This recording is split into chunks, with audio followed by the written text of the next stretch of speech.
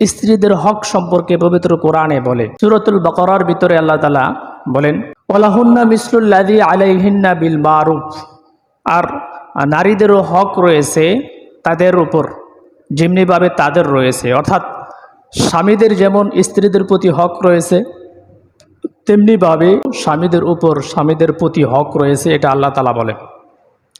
ওয়ালির রিজালি আলাইহিন্না দারাজা, স্ত্রীদের তুলনায় স্বামীদের এক স্তরের শ্রেষ্ঠত্ব বেশি। আল্লাহু আজিজুল হাকিম, আল্লাহ বলেন আল্লাহ তাআলা প্রাক্রান্তশীল, প্রজ্ঞাময়।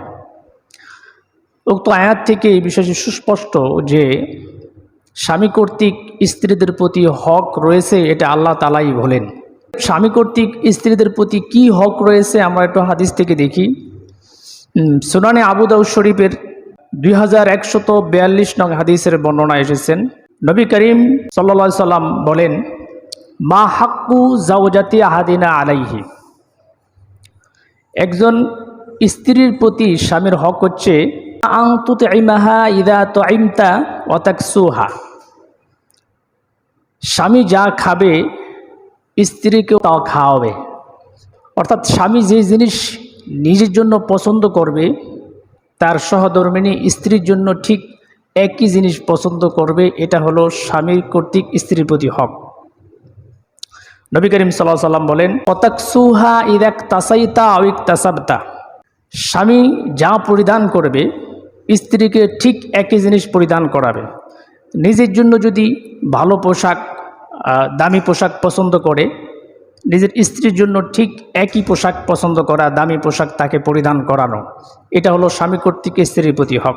নবী সাল্লাল্লাহু আলাইহি সাল্লাম বলেন, ওয়ালা তাদরিবিল ওজহা, স্বামীর হক হচ্ছে স্ত্রীকে কখনো তার চেহারায় আঘাত করবে না, মুখমণ্ডলে আঘাত করবে না। ওয়ালা তুকব্বাহ, এবং স্বামী তার স্ত্রীকে কখনো গালিগালাজ করবে না। আমাদের সমাজে এমন অনেক মানুষ আছে যারা নিজের স্ত্রীদেরকে ছোটোখাটো বিষয়ে গালিগালাজ করে, আছে না নাই? নবী করিম সাল্লাল্লাহু আলাইহি সাল্লাম বলেন, স্বামী কর্তৃক স্ত্রীর প্রতি হক হচ্ছে স্ত্রীর মুখে আঘাত করবে না এবং তাকে কখনো গালিগালাজ করবে না। নবী সাল্লাল্লাহু আলাইহি সাল্লাম বলেন, ওয়ালা তাহজুর ইল্লা ফিল বাইত, স্বামী কখনো স্ত্রীর থেকে আলাদা থাকবে না, আলাদা বিছানায় থাকবে না। যদি কখনো কোনো কারণে থাকতেই হয়, আলাদা বিছানা থাকতেই হয়, তাহলে যেন ঘরের ভিতরে হয়। অর্থাৎ স্ত্রীর সাথে কোনো বিষয় মন ক্ষুণ্ণ করে, ঝগড়া বিবাদ করে যেন ঘর থেকে আলাদা, অর্থাৎ স্ত্রীর বিছানা থেকে আলাদা বিছানায় না আসে। যদি একান্ত রাগান্বিত অবস্থায় থাকতেই হয় ভিন্ন বিছানায়, তাহলে সেই বিছানাটা যেন ঘরের ভিতরেই হয়। স্বামীর স্ত্রীর প্রতি কি কি হক রয়েছে আমি আরও 15টি হকের কথা বলবো। 1 নম্বর, একজন স্বামীর উচিত স্ত্রীর সাথে সদা সর্বদাই সদ্ব্যবহার করা, ভালো ব্যবহার করা, ভালো আচরণ করা। 2 নম্বর হলো, স্ত্রীর কোনো কথায় স্বামী যদি কখনো কষ্ট পেয়ে থাকে তাহলে সে সবর করবে, ধৈর্য ধারণ করবে এবং স্ত্রীকে বোঝানোর চেষ্টা করবে। 3 নম্বর হচ্ছে, স্ত্রী যদি উশৃঙ্খল হয়, বেপরদাভাবে চলাফেরা করে, তাহলে স্বামী অত্যন্ত আদবের সাথে, বিনয়ের সাথে স্ত্রীকে বুঝিয়ে পর্দার আওতাধীন আনবে, অর্থাৎ স্ত্রীকে বুঝিয়ে শরীয়তের পক্ষে আনবে। 4 নম্বর, সামান্য বিষয় নিয়ে স্ত্রীর সাথে ঝগড়া বিবাদ করা যাবে না। সামান্য বিষয় নিয়ে স্ত্রীর সাথে ঝগড়া বিবাদ করা যাবে না, এমন কোনো বিষয় স্ত্রীকে ধমক দেওয়া যাবে না। 5 নম্বর, স্ত্রীর আত্মমর্যাদা খনন হয় এরকম বিষয়ে কথা বলা যাবে না। আত্মমর্যাদা লাগে এরকম অহেতুক কথাবার্তা স্ত্রীদের সাথে বলা যাবে না। নাম্বার 6, সামর্থ্য অনুযায়ী স্ত্রীর খোরপোশ দেওয়া, অপচয় না করা। নাম্বার 7, নামাজ পড়া, দিনের প্রতি অবিচল রাখার জন্য স্ত্রীকে উৎসাহিত করা, অর্থাৎ 5 ওয়াক্ত নামাজ পড়া, শরীয়তের বিধিবিধানগুলো মেনে চলার জন্য একজন স্বামীর উচিত তার স্ত্রীকে আদেশ করা। স্ত্রী যদি নামাজ রোজা, আল্লাহ তাআলার আইনের প্রতি, রাসূল সাল্লাল্লাহু আলাইহি সাল্লামের নির্দেশনার প্রতি যদি অনীহা প্রদর্শন করে, সেক্ষেত্রে আপনি তাকে সাময়িক সময় বোঝানোর চেষ্টা করবেন, তাকে ইসলামের পক্ষে আনা, নামাজ রোজা শরীয়তের পক্ষে অবিচল রাখার জন্য আপ্রাণ চেষ্টা করবেন। যদি না হয় সেক্ষেত্রে আপনি তাকে প্রহার করার অবকাশ রয়েছে, এটা সুযোগ রয়েছে। নাম্বার 8, একাধিক স্ত্রী থাকলে তাদের মধ্যে সমতা বজায় রাখার। কোনো স্বামী যদি, যারা দ্বিতীয় বিবাহ করে, এটা খুব কম আর কি, কেউ যদি মনে করে যে আমি আমার প্রত্যেকটা স্ত্রীর হক পূর্ণাঙ্গভাবে আদায় করতে পারবো, কারো প্রতি বিন্দু পরিমাণ জুলুম করা হবে না। এরকম থাকলে সে মাসনা ও সুলাসা ও রোবা 4 বিবাহ পর্যন্ত করতে পারবে। আমরা মনে করি যে সমাজে একটি মাত্রই বিবাহ, একজন পুরুষের 4টি পর্যন্ত বিয়ে করতে পারবে, আল্লাহ তাআলা বলেছেন। এটা সবার জন্য না, যারা প্রত্যেকটা স্ত্রীর হক পূর্ণাঙ্গ রূপে আদায় করতে পারবে, কারো মন ক্ষুণ্ণ করবে না, এরকম যদি হয় সে অন্য বিবাহ করতে পারবে, মাসনা করতে পারবে। নাম্বার 9, চাহিদা অনুযায়ী তাদের সাথে মেলামেশা করা। নাম্বার 10, অনুমতি ব্যতীত আজল করা, অর্থাৎ স্ত্রীর অনুমতি ব্যতীত কোনো স্বামী আজল করতে পারবে না। আজল বলা হয় মেলামেশার শেষ মুহূর্তে স্বাভাবিক যে স্থানে মেলামেশা করেছে সে স্থান পরিত্যাগ করে অন্য স্থানে যাওয়া স্ত্রীর অনুমতি ছাড়া, এটা নিষেধ। নাম্বার 11, একান্ত নিরুপায় না হলে তালাক না দেওয়া। তালাকের বিষয়টা তো মুখে আনাও এক ধরনের অহেতুক।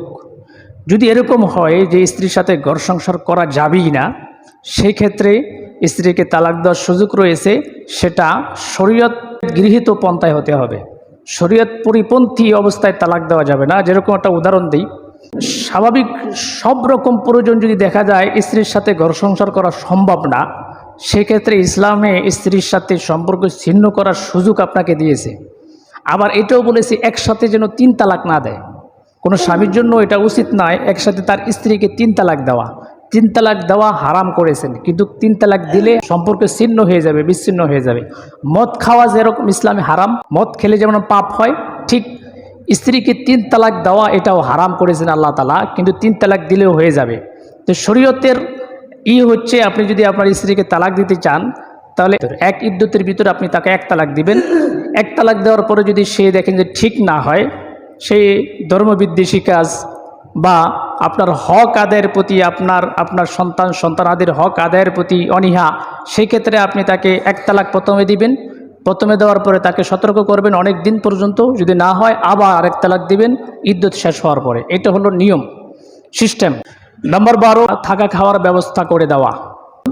প্রয়োজনের অতিরিক্ত না, প্রয়োজন মাফিক স্ত্রীকে থাকার ব্যবস্থা করে দেওয়া, খাওয়ার ব্যবস্থাপনা করে দেওয়া। নাম্বার 13, মাঝে মাঝে স্ত্রীর নিকট আত্মীয়দের সাথে স্ত্রীকে দেখা সাক্ষাৎ করা এবং তাদের সাথে কথা বলার সুযোগ করে দেওয়া। অনেক স্বামী আছে এতটা পাষাণ, তার বাড়িতেও যাইতে দেয় না, তার আত্মীয় স্বজন যেরকম বাবা মা, আপন বোন ভাই, তাদের সাথে দেখা সাক্ষাৎ করতে দেয় না, তাদের বাড়িতেও যাইতে দেয় না। এমন স্বামী আছে না নাই? স্ত্রীকে তার নিকট আত্মীয় যারা মাহারাম, বাবা মা, দাদা দাদি নানা, তাদের সাথে দেখা সাক্ষাৎ করার সুযোগ করে দেওয়া। মাঝে মধ্যে আপনিও নিয়ে যাবেন আপনার স্ত্রীকে তার বাপের বাড়িতে, এটা নিয়ম। নাম্বার 14, স্ত্রীর সাথে মেলামেশার চিত্র অন্য কোনো মানুষকে না বলা। স্ত্রীর সাথে স্বাভাবিক বসবাসের এই চিত্রগুলো বন্ধু বান্ধবের কাছে, একান্ত ক্লোজ কোনো মানুষের কাছে শেয়ার না করা, এটা নিষেধ। নাম্বার 15, প্রয়োজন স্ত্রীকে শাসন করা, সতর্ক করা। শরীয়তে যতটুকু অনুমতি দিয়েছে শাসন করার অনুমতি সাপেক্ষে আপনি শাসন করতে পারবেন। সেটা তো আগেই বললাম, যদি আপনার স্ত্রী শরীয়ত পরিপন্থী কোনো কাজ করে, যেটা আসলে মানসাই না, সমাজ দৃষ্টিতে দৃষ্টিকোণ এবং ইসলামেও এটাকে নাজায়েজ বলেছেন, এই সমস্ত কাজই যদি আপনার স্ত্রী লিপ্ত থাকে, সেই ক্ষেত্রে আপনি স্ত্রীকে প্রহার করতে পারবেন। তবে শরীয়তে যতটুকু আঘাত করার অনুমতি দিয়েছে ততটুকু, বেশি আপনি পারবেন না। এই হলো স্বামী কর্তৃক স্ত্রীদের প্রতি কয়েকটি হক। নবী করিম সাল্লাল্লাহু আলাইহি সাল্লাম আরও কিছু হকের কথা উল্লেখ করেছেন। সহিহ বুখারীর 676 নং হাদিসের বর্ণনা এসেছেন, আনিল আসওয়াদ রাদিয়াল্লাহু তাআলা আনহু, হযরত আসওয়াদ রাদিয়াল্লাহু তাআলা আনহু বলেন, আমি আম্মাজান আয়েশা রাদিয়াল্লাহু তাআলা আনহাকে জিজ্ঞাসা করলাম, ইসনাউ ফি বাইতিহি, নবীজি ঘরে থাকা অবস্থায় কি করতেন, বাসা বাড়িতে থাকা অবস্থায় কি করতেন? আম্মাজান আয়েশা রাদিয়াল্লাহু তাআলা আনহা উত্তর দিলেন, ক্বালাত কানা ইয়াকুনু ফি মিহনাতি আহলিহি, নবীজি বাসায় থাকা অবস্থায় ঘরের কাজে ব্যস্ত থাকতেন। তানি খিদমাতা আহলিহি, অর্থাৎ ঘরের কাজে ব্যস্ত থাকার অর্থ হচ্ছে নবীজি সাল্লাল্লাহু আলাইহি সাল্লাম তার স্ত্রীদেরকে কাজকর্মে সহযোগিতা করতেন। সুবহানাল্লাহ বলবেন না? সরদার দু আলম জনাবে মোহাম্মদ মুস্তফা সাল্লাল্লাহু আলাইহি সাল্লাম, যিনি উম্মতের জন্য সারাটা সময় ব্যস্ত থাকতেন, এত বড় ব্যক্তিত্ব হয়ে নবী করিম সাল্লাল্লাহু আলাইহি সাল্লাম তার স্ত্রীদেরকে তাদের কাজে সহযোগিতা করতেন। রান্না বান্নার কাজে নবী সাল্লাল্লাহু আলাইহি সাল্লাম তার স্ত্রীদেরকে সহযোগিতা করতেন। কাপড় চোপড় ধোয়ার কাজেও নবী সাল্লাল্লাহু আলাইহি সাল্লাম সহযোগিতা করতেন। এই জন্য নবী সাল্লাল্লাহু আলাইহি সাল্লামের এই সিফাতগুলো আমাদের ভিতরে আনা দরকার। অনেক স্বামী আছে নিজের শরীরের যত পোশাক আছে সব স্ত্রীদেরকে দিয়ে ধোয়ায়, সহযোগিতাও করি না। নবী সাল্লাল্লাহু আলাইহি সাল্লাম খাবারের কাজে বলেন, যাবতীয় কাজে স্ত্রীদেরকে সহযোগিতা করতেন। নবী সাল্লাল্লাহু আলাইহি সাল্লামের আদর্শগুলো হচ্ছে উম্মতে মুহাম্মাদের জন্য, আমাদের জন্য মাননীয়। নবী সাল্লাল্লাহু আলাইহি সাল্লামের সিফাতগুলো আমরা অনুসরণীয়। আল্লাহ তাআলা বলেন, কুল আতিউল্লাহ ওয়া আতিউর রাসূল, নবী আপনি বলুন আপনার উম্মতদেরকে তারা যেন আমার অনুসরণ করে এবং আপনার অনুসরণ করে। এই জন্য আমার প্রিয় ভাইয়েরা, আমাদের স্ত্রীদেরকে বাসা বাড়ির কাজে সহযোগিতা করব, রান্না বান্নার কাজে যদি আমি অবসর থাকি আমার স্ত্রীদেরকে সহযোগিতা করব। তারপরে কাপড় চোপড় নিজেরটা নিজে ধুবো। নবী সাল্লাল্লাহু আলাইহি সাল্লামকে ভালোবাসার বহিঃপ্রকাশ আদর্শবান স্বামীর পরিচয়। আম্মা জান আয়েশা রাদিয়াল্লাহু তাআলা আনহা বলেন, ফাইদা হাজারাতিস সালাতু খরাজা ইলাস সালাতি।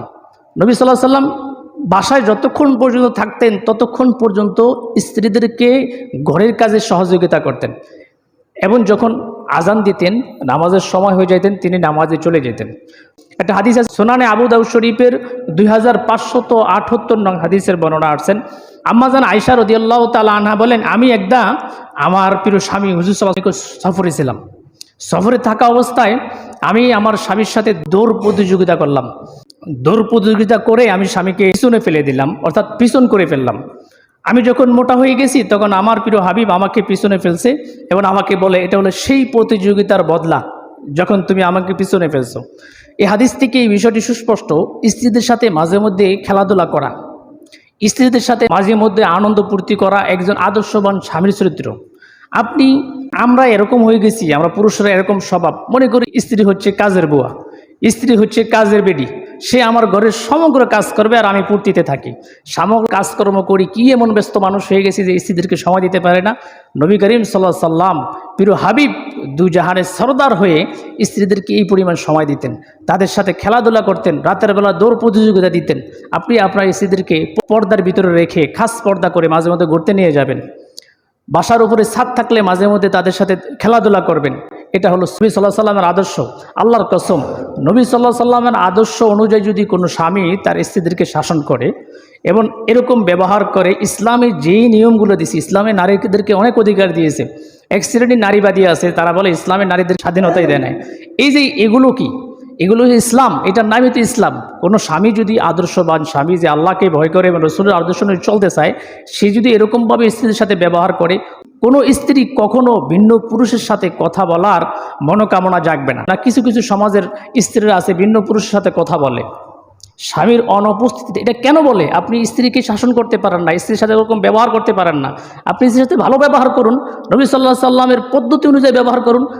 স্ত্রীর সাথে আপনি সফরে যাবেন, তাকে খাস পর্দায় রেখে আপনি ঘুরতে নিয়ে যাবেন, তার সাথে খেলাধুলা করবেন, বাসার কাজ করবেন, তাকে সহযোগিতা করবেন। এরকম আদর্শগুলো, নবী সাল্লাল্লাহু আলাইহি ওয়াসাল্লাম আদর্শগুলো যদি আপনি বাস্তবায়িত করতে পারেন, তাহলে দেখবেন আল্লাহর কসম আপনার স্ত্রী আপনি ব্যতীত কোনো ছেলের সাথে, কোনো পরপুরুষের সাথে কথা বলার মনোকামনা কোনোদিন জাগবে না। দেখবেন যে শরীয়তের পক্ষেই সে সবসময় থাকবে। বাইহাকি শরীফের 14728 নং হাদিসের বর্ণনা রয়েছেন। আব্দুল্লাহ ইবনে আব্বাস রাদিয়াল্লাহু তাআলা আনহু থেকে হাদিস বর্ণিত। তিনি বলেন, ক্বালা ইন্নী লা উহিব্বু আন তাযায়্যানা লিল মারআতি কামা উহিব্বু আন তাযায়্যানা লি। নবী করিম সাল্লাল্লাহু আলাইহি ওয়াসাল্লাম বলেন, আমি আমার স্ত্রীদের সম্মুখে পরিপাটি থাকতে পছন্দ করতাম, অর্থাৎ আমি আমার স্ত্রীদের মুখে সাজগোজা করে থাকতাম। আমাদের অনেক স্বামী আছে এরকম, অনেক টাকার মালিক, কিন্তু এরকমভাবে চলাফেরা করে, এরকমভাবে চলাফেরা আমরা করি, লাগে যে আমার মতো ফকিন্নি অত্র এলাকায়, অত্র সমাজে এরকম নাই। এরকম কিছু মানুষের স্বভাব আছে, অথচ লক্ষ লক্ষ টাকার মালিক, কিন্তু চলাফেরা ঢক নাই। নবী করিম সাল্লাল্লাহু আলাইহি ওয়াসাল্লাম তার স্ত্রীদের সম্মুখে যখন যাইতেন, পরিপাটি ভালো পোশাক পরে যাইতেন, সাজগোজ করে যেতেন, যাতে করে স্ত্রী তাকে দেখলে সন্তুষ্ট হয়ে যায়। এই হলো স্বামী কর্তৃক স্ত্রীদের প্রতি হক। এই হকগুলো যদি আমরা আদায় করি, তাহলে আল্লাহ তাআলার একজন আদর্শবান বান্দা হিসেবে আমরা বিবেচিত হব এবং নবীর একজন আদর্শবান উম্মত হিসেবে আমরা বিবেচিত হব। আল্লাহ তাআলা আমাদের স্ত্রীদের হক আদায়ের প্রতি যত্নবান হওয়ার তৌফিক দান করুক।